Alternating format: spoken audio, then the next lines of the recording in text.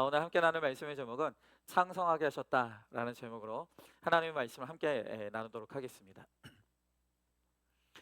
유럽에 영국이 있죠. 근데 이 영국이란 나라는 섬나라입니다.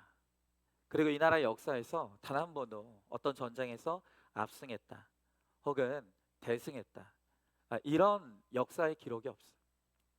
그런데도 참 이상한 것은 무엇인가 하면 1815년부터 1914년까지 이 섬나라 조그만 땅덩어리에 불과한 이 영국이 무려 100년 동안이나 세계 최강국으로 군림을 해왔다는 것입니다. 역사 속에서 수많은 강대국들이 세워지고 무너지고를 반복을 했습니다. 그런데 그런 영국이라는 이 조그만 나라가 100년 가까운 시간을 이 세계 최강국을 유지했다는 것이 이 모든 역사가들의 수수께끼라는 것이죠. 그런데 교회사적으로 보면요, 그때 이렇게 영국이 가장 힘이 있을 그때 이 영국이 세계에 가장 많은 선교사를 배출했던 그런 나라였다는 거예요.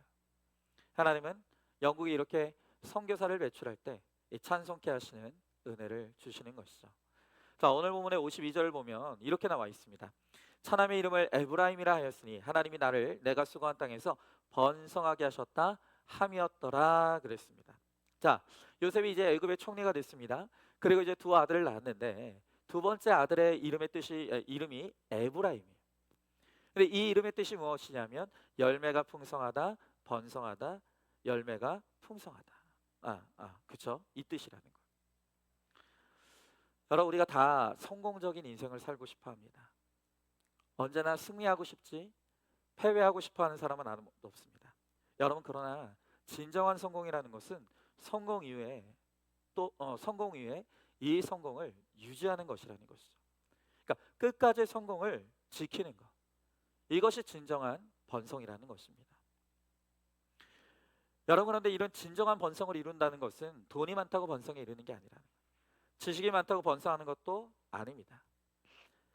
오늘 이 번성은 하나님께서 번성하게 하셨다는 거예요. 오늘 아까 간증해 주신 우리 집사님도 이 통장의 잔고에 대해서 말씀하셨지만 늘 말씀드리지만 돈은 내가 버는 게 아닙니다. 하나님이 열어주셔야 되는 거예요. 물질의 창고는 하나님이 주인이세요. 그러니까 내가 물질을 쫓는다고 물질이 나에게 오는 것이 아니라 하나님이 나를 향해 이 물질의 창고를 열어주셔야 우리에게 물질이 오는 것입니다. 그러니까 번성은 하나님께로부터 오는 것입니다. 그래서 오늘 말씀을 통해서 하나님께서 어떻게 번성케 하시는지 우리 하나님의 말씀을 함께 들어보도록 하겠습니다. 마이크 좀 조금만 올려주세요. 첫 번째로 하나님은 성공 이후에 성공케 하십니다. 오늘 46절의 말씀에 보니까 요셉이 애굽 왕 바로 앞에 설 때 30세라 그가 바로 앞을 떠나 애굽 온 땅을 순찰하니라 그랬습니다. 오늘 여기에 보니까 이제 요셉이 애굽의 총리에 올랐을 나이가 30살이었다고 합니다. 요셉은 모진 시련의 13년 끝에 이제 총리의 자리에 올랐어요. 근데 늘 우리는 다 똑같아요. 이게 뭐냐면 요셉이 총리의 자리에 오르기까지 그 13년이라는 기가 막힌 고난의 시간, 광야의 시간이 있었다는 것은 우리가 관심을 갖지 않아요. 그 대신 요셉이 30세에 총리가 되었다, 젊은 나이에 출세했다, 여기에만 관심이 있는 거예요. 여러분, 그러나 요셉이 될 수 있었던 것은 30세에 총리가 되었기 때문이 아니라 바로 그 13년의 시간 동안 하나님께서 그에게 허락하신 광야의 시간, 그리고 고난의 시간이 요셉을 진정으로 요셉되게 했다는 거예요. 여러분, 만약에 요셉에게 이 13년의 시련의 시간이 없었다라고 한다면 13년이 없는 상태에서 그가 총리가 되었다면 이게 어마어마하게 큰 문제가 된다는 거예요. 여러분, 어떤 컬럼을 읽었습니다. 이 중국 송나라의 한 학자가 남자의 세 가지 불행이 있다고 그렇게 이야기했어요. 남자의 세 가지 불행이 뭔가? 첫째가 초년의 등과에서 출세하는 것, 그리고 두 번째가 부모의 후광으로 높은 벼슬을 하는 것, 그리고 세 번째가 능력이 좋은 데다가 문장까지 탁월하고 게다가 생기기까지 미남으로 잘생긴 것이, 그게 남자의 3대 불행이라는 거예요. 이해가 안 되시죠? 우리가 생각할 땐 이거는 행운이지 불행이 아니에요. 근데 이 학자는요, 이게 불행이라는 거예요. 젊은 나이에 출세하는 거, 젊은 나이에 등과하는 거, 그리고 부모의 후광을 입어서 벼슬에 오르는 거, 그리고 능력이 좋은데 문장까지 탁월하고 미남인 거, 이게 불행이라는 거예요. 여러분 왜 그렇습니까? 부모의 후광으로 높은 벼슬을 하는 것이 불행한 이유는 아무리 무엇을 해도 훌륭한 부모 밑에 가려져서 자기가 드러나질 않는다는 거. 또한 소년 출세, 이 초년 출세, 너무 일찍 자신의 이름을 세상에 알리는 것이 도리어 그 사람을 너무 거만하게 하고 교만하게 해서 결국엔 그 사람을 무너지게 만든다는 거예요. 여러분, 우리가 이런 통찰력이 있어야 되는 거예요. 맨날 밤낮 뭐가 중요한지도 모르고 출세하게 해주세요, 부자 되게 해주세요. 여러분, 이것이 오히려 우리를 망하게 하는 지름길이라는 거예요. 여러분, 성공이 빠르고 늦고는 그게 중요한 게 아니에요. 정말 중요한 것은 무엇이냐면 이 성공이 준비된 성공이냐, 그리고 무엇보다도 우리에게 이 성공을 감당할 능력이 있느냐, 유지할 능력이 있느냐, 이게 중요하다는 거예요. 그러니까 세상에 이름을 내도 교만해지지 않을 정도로 성숙해 있느냐, 이게 중요하다는 것이죠. 여러분, 돈 문제도 마찬가지입니다. 하나님께서 우리들에게 늘 보시는 것은 무엇이냐면 돈을 주는 게 중요한 게 아니에요. 그 돈, 이 부와 명예를 감당할 그릇이 되느냐, 그거 주어져도 악에 빠지지 않고 하나님 배반하지 않을 믿음의 중심이 준비되어 있느냐, 하나님 그거 보신다는 거예요. 그런데 그것이 준비되지 않은 상태에서 부가 주어지고 명성이 주어지면 그것 때문에 망한다는 거예요. 여러분, 요셉도 마찬가지입니다. 요셉의 본성은 이제부터인데 이 성공한 자리에서 요셉은 성공을 헛되게 보내지 않았다는 거예요. 갑자기 출세했다고 해서 교만해지거나 나태해지지 않았어요. 그래서 오늘 성경을 보면 왕과 함께 있던 자리에서 임명을 받자마자 그가 한 일은 뭐냐 하면 애굽 온 땅을 순찰했다는 거예요. 그러니까 여전한 방식으로 어제도 오늘도 그냥 자기가 맡은 그 자리에서 자기의 역할과 사명을 감당하는 거예요. 아시죠? 요셉은 보디발의 종이었을 때 그냥 종로로 잘했어요. 그리고 감옥에 억울하게 갇혔지만 그 감옥살이에서도 이 죄수의 역할을 잘 감당했다는 거예요. 그리고 여전한 방식으로 총리의 자리에 올랐지만 거들먹거리고 까부는 것이 아니라 그냥 그 주어진 총리의 역할을 감당하는 거예요. 여러분, 우리가 성공 이후에 교만하지 않고 이렇게 여전한 방식으로 열심히 살기가 너무 어렵죠. 여러분, 신입사원 시절에는 승진하기 위해 열심히 던 사람이 과장이 되면 정체질을 하기 시작한다고 합니다. 그리고 부장이 되면 줄을 찾기 시작한다는 거예요. 자, 그러다가 이제 임원이 되면 더 이상 일하지 않는 사람들이 수두룩 뻑적하다는 것입니다. 여러분, 교회도 다를 것이 없습니다. 장로가 되기 직전까지는 정말 열심히 충성하고 사람들에게 인정받기 위해서 열심히 예배했어요. 그런데 장로가 딱 되는 순간부터 다이로 떠다면서 일손을 놓고 그냥 지시만 하는 그런 분들이 많이 있다는 것입니다. 여러분, 어떻게 그런 직분에 오릅니까? 분명히 존경받고 신뢰를 받았기 때문에 그런 직분이 주어졌을 텐데 장로가 된 후에, 목사가 된 후에, 심지어는 대통령이 된 후에도 그 신뢰가 모두 무너져 내리게 하는 일들이 너무나 많이 일어난다는 것입니다. 여러분, 그렇기 때문에 정말로 중요한 것은 뭐냐면 성공이 아니에요. 성공이 중요한 게 아니라 성공 이후에 그 성공을 지켜나가는 거, 계속 그 성공을 유지시키는 거, 이게 진정한 번성이라는 것입니다. 그러니까 우리가 다 이렇게 우리에게 주어지는 성공을 지켜가야 하는데 그러나 안타깝게도 인간에게 그럴 능력이 없다는 것이죠. 아까도 말씀드렸지만 오늘 성경은 하나님께서 요셉을 번성케 하셨다고 합니다. 그러니까 하나님으로 말미암지 않고는 우리의 성공을 지킬 수도 없고 지켜도 의미도 없어요. 여러분, 세탁소에 갓 들어온 새 옷걸이에게 헌 옷걸이가 한마디를 했습니다. 야, 너는 옷걸이라는 사실을 한시도 잊지 말아야 돼. 헌 옷걸이가 새 옷걸이에게 이런 말을 한 이유는 무엇이냐면 옷걸이에 잠시 걸어둔 옷이 자기 신분인 줄 착각하고 교만해지는 옷걸이들을 너무 많이 보았기 때문이라는 거예요. 이게 정채몽 씨의 글에 나오는 얘기입니다. 여러분, 하나님께서 아무것도 아닌 요셉을 번성케 하셔서 총리의 옷을 입혀주셨어요. 그러니까 요셉은 그냥 옷걸이에 불과해요. 아무것도 아닌 인생이라고요. 그런데 하나님께서 그 옷걸이에 불과한 요셉에게 총리의 옷을 입혀주신 거예요. 그런데 요셉이 이 총리라는 옷 자체가 자기라고 착각하고 이게 다 내 능력 덕분이고 내 수고 덕분이라고 착각하고 교만해지는 순간 하나님께서는 그 옷을 벗겨버리시는 거예요. 벗겨버리시는 거예요. 여러분, 그러므로 오늘 우리가 간절히 구해야 될 것은 성공이 아니에요. 그저 그냥 내 자녀들 좋은 대학 들어가게 해주세요. 그저 좋은 직장 들어가게 하시고 출세하게 하시고 돈 많이 벌게 하시고, 이게 문제가 아니라는 거예요. 성공 위에 그 성공을 지키는 거, 유지하는 거. 여러분, 그것이 바로 진정한 번성이라는 것입니다. 자, 한번 질문해 봅니다. 하나님께서 나에게 어떤 성공을 허락하셨습니까? 그 성공 이후에도 여전히 겸손하게 하나님의 은혜를 구하며 여전한 방식의 믿음의 삶을 잘 살고 있습니까? 성공 위에 교만하여 더 큰 실패를 당한 경험이 있지는 않습니까?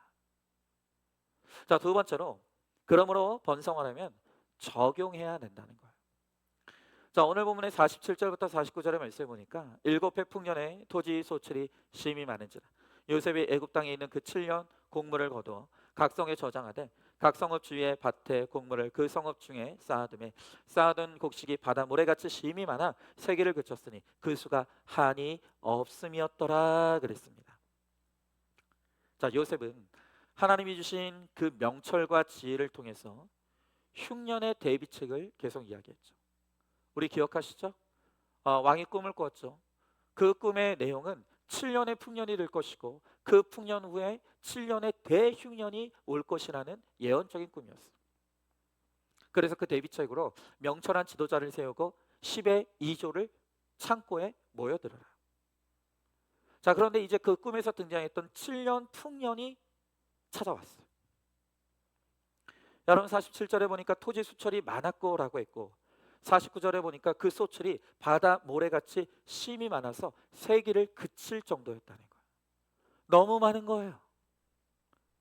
여러분, 그런데 오늘 48절에 보면 요셉이 그 풍년의 때 흉년을 대비하여서 그 곡식을 거두어 저축했다는 거예요.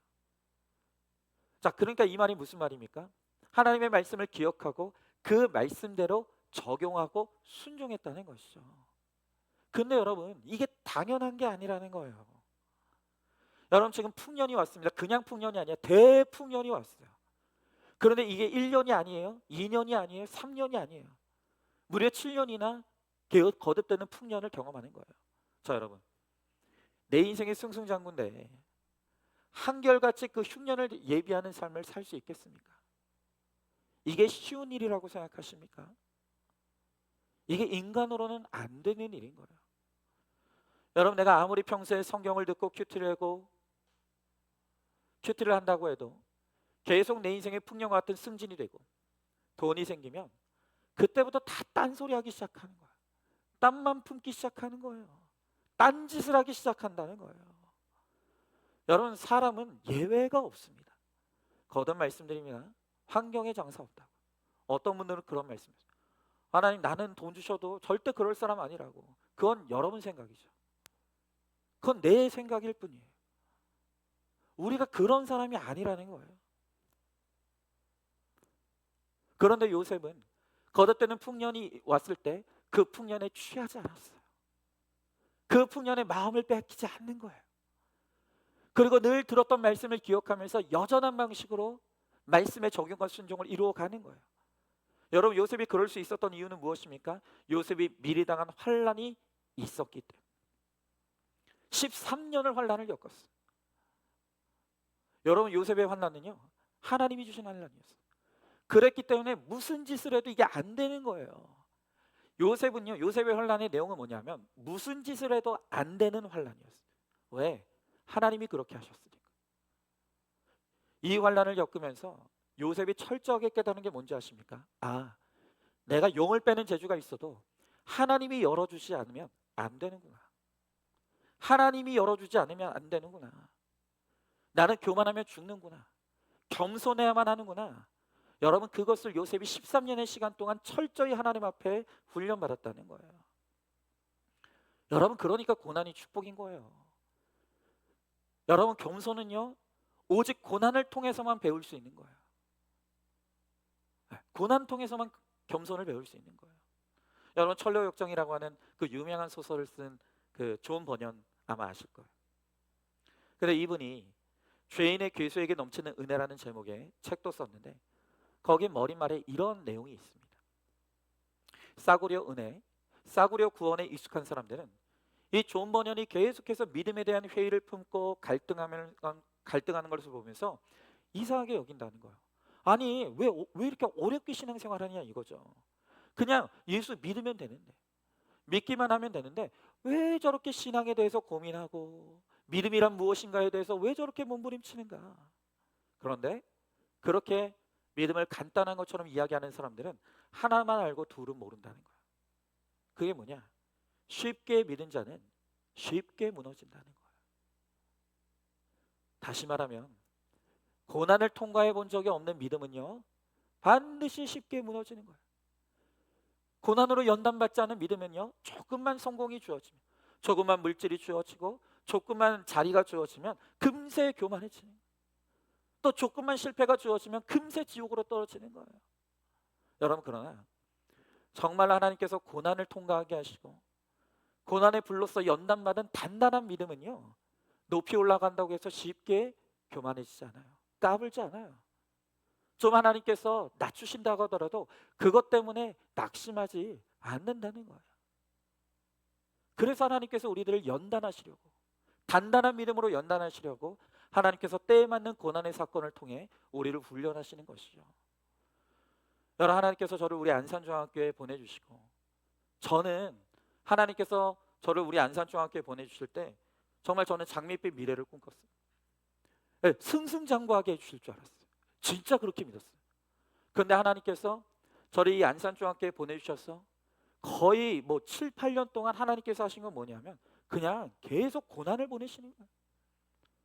그냥 한 가지 고난 끝나면 또 이 고난 보내주시고 또 고난 보내주시고 정신없이 고난을 당했습니다. 근데 여러분, 제가 그렇게 거듭되는 고난을 통과하면서 저도 모르게 저 영혼에 선명하게 새겨진 한 가지 분명한 진리가 있어요. 그건 뭐냐면 교만하면 죽는다는 거예요. 진짜 그 고난의 시간 동안 뭘 해도 안 되더라고요. 하나님께서 그냥 제 고개를 팍 누르시고 고개를 쳐들지 못하게 하는 느낌인 거예요.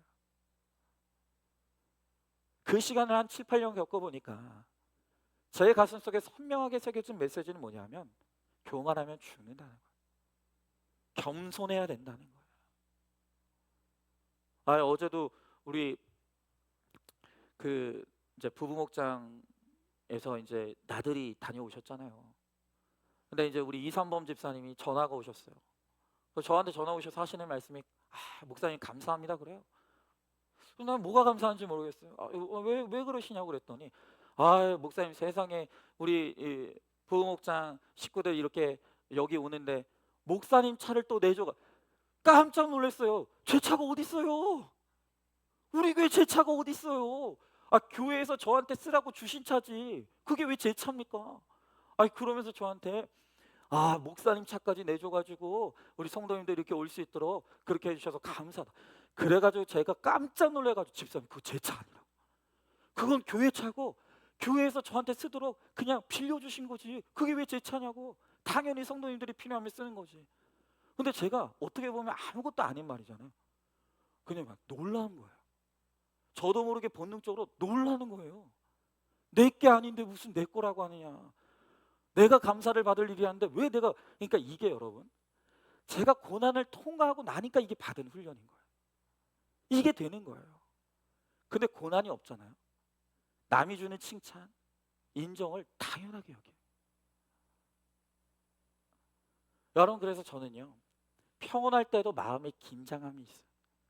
뭔가 모를 긴장감이 있어요. 내가 이 평안의 때에 안주하고 취해 있어서 또 고개를 쳐들가다가는 하나님이 또 고개를 쳐박게 하시겠지. 저한테 이 두려움이 있어요. 근데 이 두려움이 어떻게 생긴 거예요? 하나님이 저에게 혹독한 고난의 시간들을 통해서 훈련해 주신 덕분에 아직까지는 제 마음이 아직까지는 조금이나마 잘 붙들려 있는 것 같아요. 여러분, 어떤 분이 이 가정을 가졌는데 다른 자매를 만나게 됐답니다. 쉽게 말하면 불륜에 빠진 거죠. 근데 이 남자가요, 그 불륜을 통해서 자기는 진짜 사랑을 알게 됐다는 거야. 그런데 그 상대 자매가 우리들 교회 출석하게 됐어요. 구속사의 말씀을 듣고 죄를 깨닫고 이별을 통보했다는 거예요. 여러분, 그래서 지금 이 남자는 부인과 다 헤어질 준비를 하고 이제 이 자매와 결혼해서 이제 정말 새로운 삶을 살려고 마음먹고 있었는데 어느 날 갑자기 이 여자가 교회 가더니 자기는 죄인이라고, 이 관계를 끝내야 된다고, 그러니까 지금 자기는 감옥을 살고 있다고, 나를 도와달라고 하는 내용을 김양재 목사님한테 메일을 보냈다고 합니다. 목사님, 나 좀 도와달라고, 이 여자 나랑 결혼할 수 있게 해달라고. 그래서 김양재 목사님이 답장을 보내면서 말하기를, 제발 그렇게 결정한 자매를 힘들게 하지 말고 놓아달라고. 그것이 당신의 행복을 위한 이 여인의 희생이라고. 그렇게 이야기했다는 거예요. 여러분, 이렇게 부인과 헤어지고 그 자매랑 살면 행복할 것 같죠? 왜요? 지금은 풍년이니까 막 도파민이 폭발하는 거죠. 뭐 잊고 있었던 그 설렘, 내가 예전에 그 연애했을 때 그 결혼 전에 그 누렸던 그 인기, 그 설렘, 예? 그게 지금 막 풍년이 일어나니까 너무 좋은 것 같아요. 지금은 좋은 것 같지만 여러분, 인간은 영적인 존재이기 때문에 끊임없이 죄책감이 들어요. 어딜 가도 편치 않아요. 그리고 이어져 있는 자녀들이 있잖아요.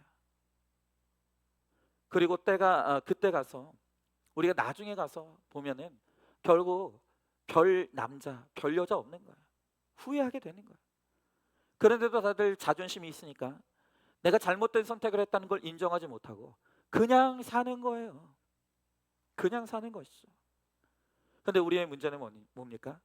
지금 나에게 임한 이 풍년의 눈이 머는 거예요. 그러니까 이 풍년이 계속될 것 같은 거예요. 물질의 풍년, 지위의 풍년, 사랑의 풍년, 이게 계속될 것 같은 거예요. 흉년이 오리라는 걸 생각하지 않는 거예요. 그러면서 뭐라고 합니까? 우리 사랑하게 해달라고. 우리 사랑하게 해달라고 아우성을 치는 거죠. 거듭 말씀드립니다. 누구라도 환경에 장사 없다고요. 여러분, 우리가 물질이 풍부하고 환경이 좋으면 그때부터 다 타령하기 시작하는 거예요. 그리고 그 다음에 이어서 오는 시리즈가 강팍해져요. 하나님이 불편해져요. 왜요? 하나님이 내 안에 존재하는 이상은 내가 죄짓고 살아가는 것이 너무 불편하거든요. 그러니까 하나님을 제거하려고 하는 노력이 시작되는 거예요. 맨날 탓합니다. 여러분, 잘 나갈 때 하나님을 잊어버리는 건 인간의 주특기예요. 주특기. 여러분, 그러나 지금은 사랑의 풍년인 것 같지만 그 풍년은 끝이 있다. 죄는 잠시의 풍년 후에 더 큰 흉년이 반드시 찾아온다는 거. 여러분, 우리는 그걸 내다볼 줄 알아야 되는 거예요. 그런데 지금은 사랑의 풍년이다 보니까 그 풍년에 눈이 멀고 그 풍년에 취해 있어서 앞으로 다가올 흉년을 보지 못하는 거예요. 그래서 잠시의 성공 후에 더 큰 실패를 맞이할 수밖에 없는 거. 이게 바로 우리의 죄성이라는 거예요. 여러분, 그러니까 우리가 풍년 뒤에 올 이 흉년을 대비하기 위해서 반드시 필요한 것이 적용이라는 거예요. 우리는 지금 풍년을 맞이했다고 해도 내 인생이 평안하고 별로 큐티할 일이 없어요. 뭐 간절히 기도할 일이 없어요. 큐티할 일이 없고 기도할 일이 없다고 해서 큐티하지 않고 기도하지 않으면 여러분들은 망하는 거예요. 그게 흉년을 대비하지 않는 거예요. 반드시 내 인생에 흉년이 있으라는 것을 우리가 미리 예비하면서 여전한 방식으로 예배에 목숨 걸고 목장에 참여하고 큐티의 자리에서 말씀 펴고 날마다 기도의 자리에서 부르짖어 기도할 때, 그때 우리에게 흉년이 찾아왔을 때 그 흉년을 이기게 하시는 하나님의 은혜를 우리가 비로소 누리게 되는 것이에요. 여러분 한번 질문해 봅니다. 내 인생에 평안하고 살만한 풍년이 지속되고 있습니까? 그 육적 풍년으로 인해 영적인 위기가 오히려 찾아오고 있지는 않습니까? 구체적으로 어떤 죄의 유혹에 시달리고 있습니까? 여러한 방식의 예배와 목장 또 큐티에 잘 붙어가는 것이 흉년을 대비하는 가장 좋은 방법이라는 것을 깨닫고 있습니까? 자, 세 번째는 고난을 잊어버리는 은혜가 바로 진정한 번성입니다. 자, 오늘 50절 51절 말씀에 보니까 흉년이 들기 전에 요셉에게 두 아들이 나되 곧 온의 제사장 보디베라의 딸 아스낫이 그에게서 낳은지라. 요셉이 그의 장남의 이름을 므낫세라 하였으니 하나님이 내게 내 모든 고난과 내 아버지의 온 집 일을 잊어버리게 하셨다 하미오 그랬습니다. 자, 지금 오늘 말씀을 보면 두 아들을 낳았는데 첫째 아들 므낫세의 이름은 잊어버리게 하셨다라는 뜻이라 그랬어요. 그러니까 이 므낫세의 은혜는 무슨 은혜냐면 잊어버리게 하시는 은혜가 므낫세의 은혜라는 거예요. 자, 그러면 요셉이 뭘 잊어버렸죠? 자, 51절에 보니까 이렇게 나와 있죠. 내 모든 고난과 내 아버지의 온 집 일을 잊어버리게 하셨다는 거예요. 여러분 그렇죠? 정말 요셉의 인생이야말로 사연 많은 인생이고 상처 덩어리 인생이죠. 형들에게 왕따 당했습니다. 그래서 형들이 미워하여 죽이려고 했고 그 형들이 자기를 인신매매로 팔아넘겼어요. 하루아침에 종살이를 하게 됐습니다. 거기서 누명을 쓰고 감옥에 갔어요. 그리고 감옥 안에서 은혜를 베풀었는데 술 맡은 간원이 자기를 잊어버렸어요. 여러분 정말 이 요셉이라는 사람의 인생은 너무나 많은 상처로 점철돼 있고 그 상처를 곱씹으며 고통 속에 살아가도 아무도 누가 뭐라고 할 수 없는 그런 사람이 바로 요셉이라는 거예요. 여러분 그러니까 지난날에 자신을 힘들게 했던 그 사람들을 이 요셉이 잊지 않았다라고 한다면 아마 요셉은 아마 심각한 정신병에 걸려서 우울증에 걸렸든지 뭐 화병에 걸렸든지 아마 어마어마한 고통 속에 살았을 거예요. 그러니까 이걸 쿨하게 잊어버리면 좋죠. 그런데 쿨하게 그게 잊어지냐는 거예요. 어떤 신경정신과 의사 선생님에게 한 환자가 이제 진료받으러 왔어요. 그러니까 이분이 지금 현재 겪는 고통은 무엇이냐면 사랑하던 사람과 이별로 인해 겪은 시련의 아픔이었어요. 자, 그런데 이 사람이 의사에게 자신이 겪는 고통에 대해서 이렇게 이야기했다는 거예요. 자기는 이 시련의 아픔보다 그깟 이별중 쿨하게 털어보지 못하는 자기 자신이 너무 찌질해서 그게 견딜 수가 없다는 거예요. 그러니까 이별의 시련도 아프지만 그거보다 더 싫은 게 뭐냐면 이걸 쿨하게 정리하지 못하는 이 관계에 여전히 집착하면서 힘들어하는 자기 자신이 너무 싫다고 그렇게 고백하더라는 거예요. 여러분 그러나 느닷없이 우리에게 찾아오는 그런 시련의 아픔에서 이 자유로울 수 있는 사람이 누가 있겠습니까? 오히려 아픈데 아픈 줄 모르고 슬픈데 슬플 줄 모르는 사람, 화가 나는 상황에서도 화를 느끼지 못하는 사람, 이런 사람들이 진짜는 아픈 사람들인 것이죠. 여러분 그런데 요즘 사람들이 정말 이 쿨함에 목숨을 걸죠. 자꾸 척하는 거예요. 근데 그건 결국 진짜 괜찮은 게 아니고 그냥 척하느라 악다구니 쓰는 것이고 외로워도 상처 입기를 두려워서 그냥 참고 있는 것이에요. 여러분 그래서 김별아의 소설 이상한 오렌지는 이 쿨함이라는 거에 대해서 이렇게 표현해요. 쿨하다는 것은 한없는 상냥함이지만 그것은 질척대는 삶의 중력권 밖에 있다는 얘기고 그건 살아있는 사람에게는 절대로 허락되지 않는 것이다. 무슨 말인지 모르겠죠? 그러니까 쉽게 말하면 그거예요. 쉽게 말하면 쿨한 척 하는 사람은 있는데 진짜 쿨한 사람은 없다 이 말이라고요. 아니 아픈데 힘든데 괴로운데 그걸 아무렇지도 않게 여길 수 있는 사람이 누가 있겠냐는 거예요. 그냥 그런 척하는 것뿐이지 진실로 고통과 아픔 속에서 쿨할 수 있는 사람은 없다는 말이에요. 여러분 살기 위해서는 일상에서 신음하기 마련입니다. 여러분, 그러면 이런 시련의 아픔을 우리가 이겨내려면 어떻게 될까요? 여러분, 그래서 참는 게 능사가 아니기 때문에 또 어떤 정신과 의사가 쓴 칼럼에 의하면 한때 우리 안에 있는 이 상처와 아픔들을 마구마구 화로 분출해내는 그런 치료법이 미국에서 한때 유행했다고 합니다. 그러니까 1960년도부터 70년대 이 조지 바흐라고 하는 정신과 의사에 의해서 뭔가 마음에 지금 화가 있어요. 마음에 뭔가 지금 아픈 게 있어요. 그러면 그걸 마음껏 분노로 표출할 수 있도록 그렇게 했다는 거예요. 그러면서 화를 참을 수 없는 지경이 되면 긴 고무막대기 같은 것들을 부부들에게 다 튀어주고 그걸로 상대방을 사정없이 때리겠다는 거예요. 분이 풀릴 때까지 때려라. 그럼 치료될 것이다. 그랬다는 거예요. 어떠세요? 좋을 것 같습니까? 여러분, 심지어 청중들이 보는 앞에서 그 선을 보였는데 과연 이제 이 방법이 효과가 있었는지를 검증해 보니까 오히려 역효과가 났다는 거예요. 도움이 안 될 뿐만이 아니라 이 분노라는 것은 표출하면 표출할수록 화가 더 치밀어 올랐고 분노를 표출하니까 생리적으로 더 각성하게 되고 더 흥분하게 되고 무엇보다도 무서운 게 뭐냐면 자꾸 화를 내니까 이 중독이 되더라는 거예요. 화내는 것도 습관이 되고 중독이 되더라는 거예요. 그러다 보니까 어느 순간 이렇게 화를 다 분출하면 속이 시원해서 다시는 화를 안 낼 것 같잖아요. 그게 아니라 화가 습관이 되고 화가 이게 자꾸 반복이 되니까 이제는 조금만 그런 일이 일어나도 분노하게 되고 혈기 내게 되더라는 거예요. 여러분, 결국 이런 잘못된 진단과 처방으로 인해 수많은 부부들이 회복을 위해서 부부 상담을 갖다가 도리어 급속하게 관계가 나빠지는 이런 돌이킬 수 없는 부작용을 낳는 것을 보았다는 거예요.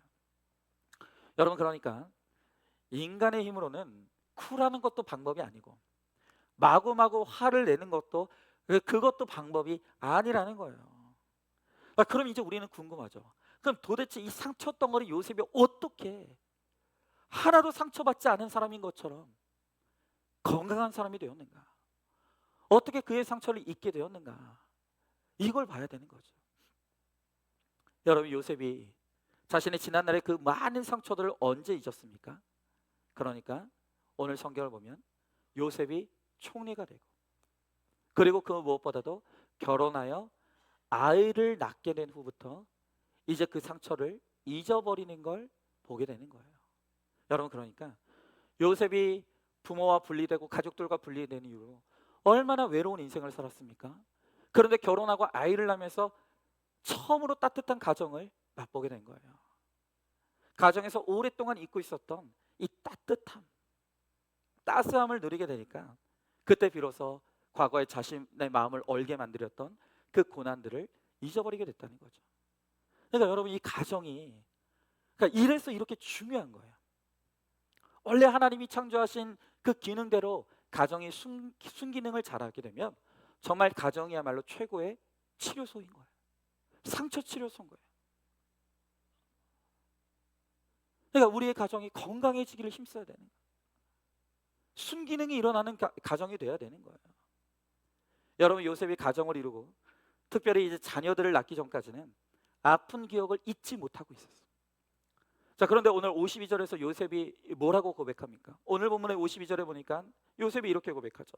차남의 이름을 에브라임이라 하였으니 하나님이 나를 내가 수고한 땅에서 번성하게 하셨다 함이었더라 그랬어요. 외로웠던 요셉이 사랑을 주고받는 따뜻한 가정을 이루고 그리고 자녀를 돌보면서 자녀에게 희생하는 숭고한 희생을 이룰 때 그 가정 속에서 이제 요셉의 상처가 잊어버리고 치유가 되는 것이죠. 여러분, 그런데 지금 우리의 문제는 뭡니까? 저는 우리의 아픔과 문제는 우리의 가정들이 이런 순기능이 작동되지 되는 가정들이 없다는 거예요. 순기능의 가정들보다는 역기능의 가정들이 너무 많아요. 그럼 어떻게 해야 될까요? 여러분, 따뜻한 이 순기능의 가정이 없는 오늘 사람들은 결국 영영 상처에서 벗어날 수 없는 것입니까? 아니죠. 여러분, 우리의 가정들이 깨어있고 우리의 가정들이 원래의 기능을 하지 못하는 그런 가정들이 많이 있어요. 그러나 그런 우리를 위해서 하나님이 허락하신 또 다른 대안 가정이 있죠. 그게 바로 우리의 교회 공동체죠. 여러분, 우리 교회가 영적인 가족이 되어서 그 순기능을 다할 때 거기서 상처가 치유되는 역사가 일어나게 되는 거예요.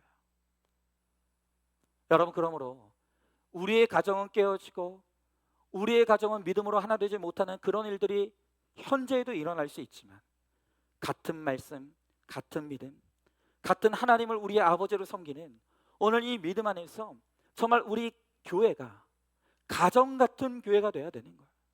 따뜻한 공동체가 돼야 되는 거예요. 그리고 우리가 사랑을 주고받고 또 다른 생명을 낳는 이 구원의 사명을 감당하게 될 때 그 과정 속에서 우리의 지난날의 쓴 뿌리들, 쓴 기억들이 잊어져 가는 그런 역사가 일어날 수 있게 되는 것이죠. 여러분, 그렇기 때문에 교회는 무조건 건강해야 돼요. 무조건 교회는 평안해야 되는 거예요. 무조건 교회는 은혜로워야 되는 거예요. 무슨 일이 있어도 교회의 하나됨을 위해서 힘써야 되는 것이고, 정말 우리 안산중학교회가 말씀 안에서 복음 안에서 하나님을 이루는데 온 성도들이 집중해야 된다는 것이에요. 오늘 마지막으로 한 집사님의 죄고백의 나눔을 한번 들어보도록 하겠습니다. 아이를 갖기도 힘들었는데 또 아이를 낳는 과정도 너무너무 힘들었는데 아이를 낳고 보니까 이 아이에게 자폐 기질이 있다는 것을 알게 되었습니다.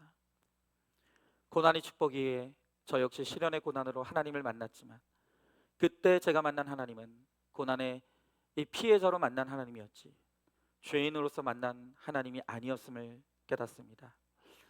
가해자건 피해자건 내가 죄인임을 깨닫는 것이 고난의 참 목적인데, 피해자 입장일수록 내 죄는 안 보이고 상대방의 잘못만 보여서 정말 즐기게 안 변하는 저를 봅니다. 요셉도 피해자의 입장인데 고난을 잊을 수 있었던 것은 고난 당하기 전에 주신 이 확실한 비전이 아닐까, 이 생각을 하면서 아프건 건강하건 피할 수 없는 고난의 인생에서 오직 말씀을 들려주고 하나님의 꿈을 심어주는 것만이 부모로서 할 수 있는 최선의 사랑임을 다짐하고 또 다짐합니다. 그랬어요. 여러분, 그렇죠? 다 우리는 내가 피해자라는 것만 집중하고 부르짖으면서 늘 그렇게 상처를 곱씹고 그 상처를 끌어안고 살아가요. 그게 우리 인생의 불행이고 아픔이에요. 그런데 오늘 이 성도님이 뭐라고 합니까? 가해자건 피해자건 내가 죄인임을 깨닫는 것이 고난의 참 목적이라고 그렇게 고백하는 것이죠. 여러분, 정말 우리가 집중해야 될 것은 내 상처가 아니라 오늘 하나님이 주신 이 말씀 속에서 오늘 나에게 이르시는 하나님의 음성을 듣는 것이고, 그 따뜻한 하나님의 음성을 통해서 우리가 나의 죄인됨을 깨닫고 회개하고 또한 나의 상처로부터 분리되어지는 오늘 이 아름다운 역사들을 이루어 나갈 때 비로소 건강한 나를 통해서 오늘 우리 가정이 따뜻한 가정이 되고 우리 목장이 따뜻한 목장이 되고 또 우리 교회가 따뜻한 교회가 될 수 있는 것입니다. 여러분, 정말 저는요, 우리 가정이 교회 같은 가정이 되길 원하고요, 또 우리 교회는 가정 같은 교회가 될 수 있기를 소망합니다. 여러분, 그러기 위해서는 정말 우리가 먼저 이 요셉처럼 하나님이 주신 이 영적 공동체 안에서 오직 하나님의 말씀 앞에서 내 죄를 보고 회개를 이루고 정말 모든 것에 하나님의 이 목적과 뜻이 있음을 깨닫고 우리의 지난날의 사연들을 끊임없이 해석하며 나아갈 때 하나님께서 나를 건강하게 하시고 그런 건강한 나를 통해서 내 가정도 우리 목장도 또 우리 교회도 이 나라도 건강케 하시는 은혜를 베풀어 주실 줄로 믿습니다. 여러분, 이것이 바로 번성인 거예요. 오늘 말씀을 정리합니다. 당장의 풍년이 중요한 게 아니라, 성공이 중요한 게 아니라 성공 위에 그 성공을 지키는 것이 중요하다고 오늘 주님께서 말씀하셨죠. 여러분, 성공 위에 성공을 지키게 하시는 것은 하나님만이 우리를 번성케 하십니다. 여러분, 하나님이 주시지 않으면 우리는 아무리 애쓰고 노력해도 아무것도 얻을 수 없어요.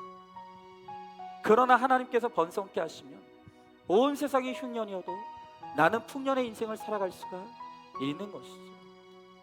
여러분, 그렇게 되려면 우리는 정말로 나의 나 된 것이 하나님의 은혜임을, 모든 것이 하나님의 은혜임을 고백하면서 여전한 방식으로 말씀 붙들고 살고 기도의 자리에서 눈물 흘릴 줄 알고 정말 겸손히 하나님의 은혜를 구하는 그런 인생이 되어야 하는 것. 그리고 주신 공동체 안에서 정말 우리가 끊임없이 내 사연과 상처들을 해석해 나가면서 마침내 그것들을 잊어버리고 은혜로 잊어버리고 이제는 앞으로 나아가는 우리의 삶을 통해서 하나님께서 반드시 창성케 하시고 번성케 하시고 더 번성케 하시는 은혜를 주실 줄로 믿습니다.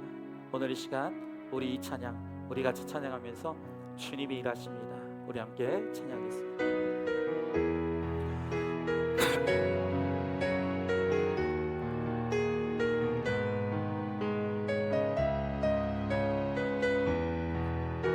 우리가 찬양합니다. 날이 저물어 갈 때, 날이 저물어 갈 때, 빈들에서 걸을 때, 그때가 하나님의 때,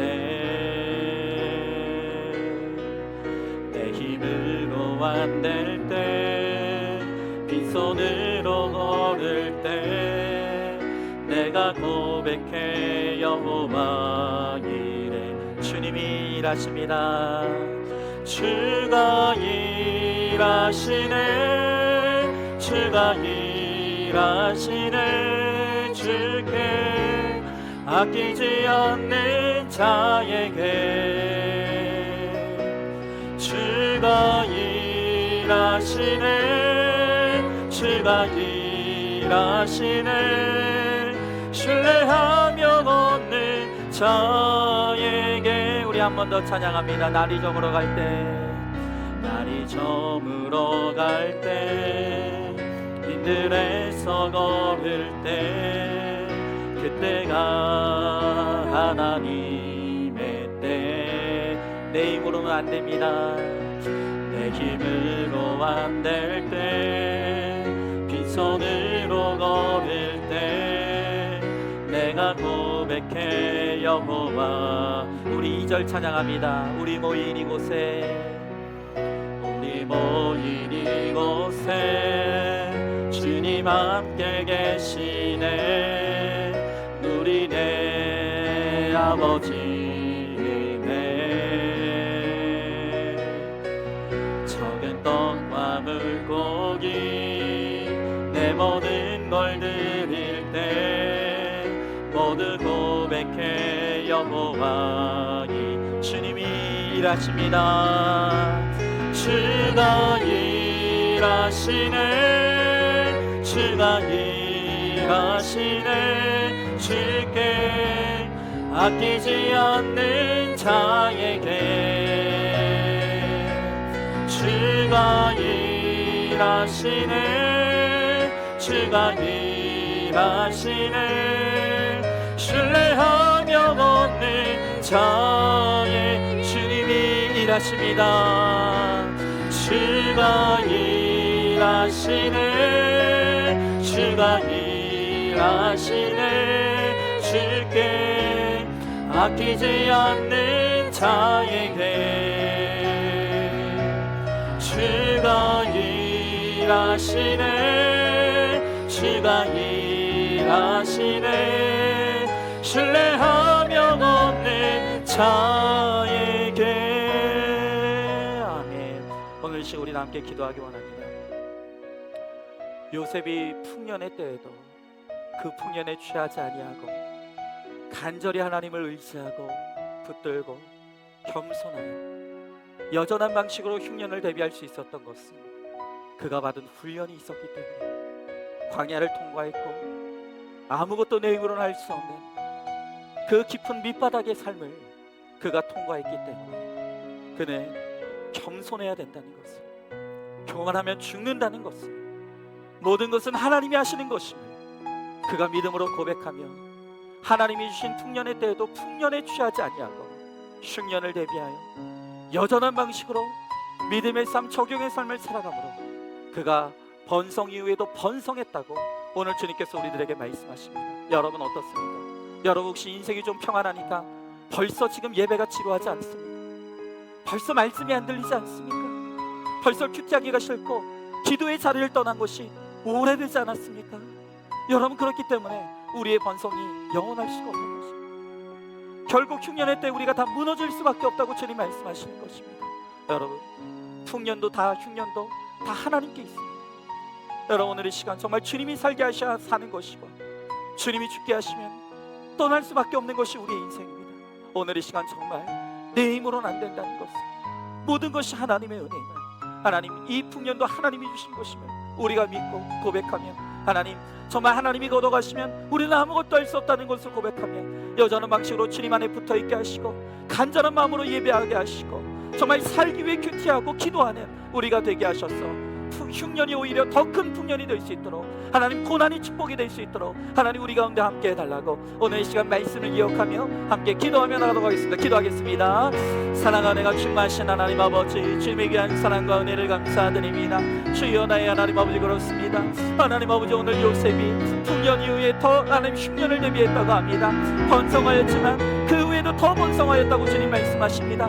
아버지 요셉이 아버지 번성할 때 더 번성할 수 있었던 것은 그가 하나님 아버지 풍년을 취하지 아니하고 아버지 하나 살아계신 하나님을 바라보며 겸손히 주님을 의지하고 아버지 믿음의 삶을 살며 믿음의 적용과 순종을 이루었기에 아버지 그의 성공이 흉년으로 끝나지 아니하고 번성 위에 더 번성하며 오히려 흉년의 때 더 하나님 아버지 하나님의 은혜를 누렸다고 주님 말씀하십니다.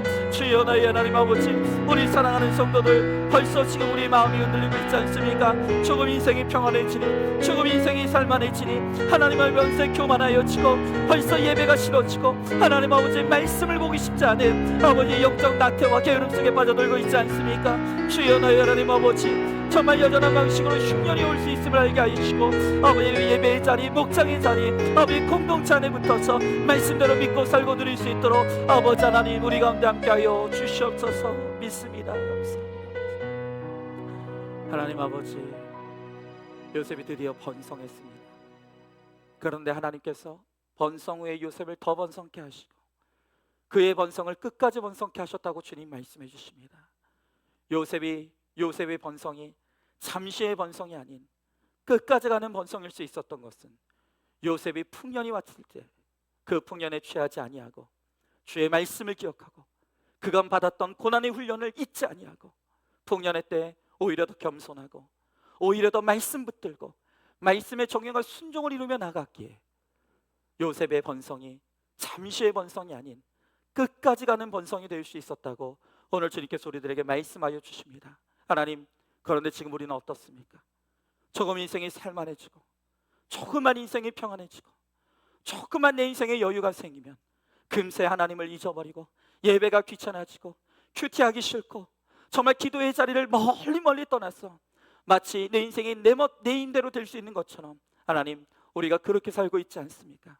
그러기에 우리 인생에 흉년이 올 수밖에 없고 그 흉년의 때 다 무너질 수밖에 없다고 오늘 주님께서 우리들에게 말씀하십니다.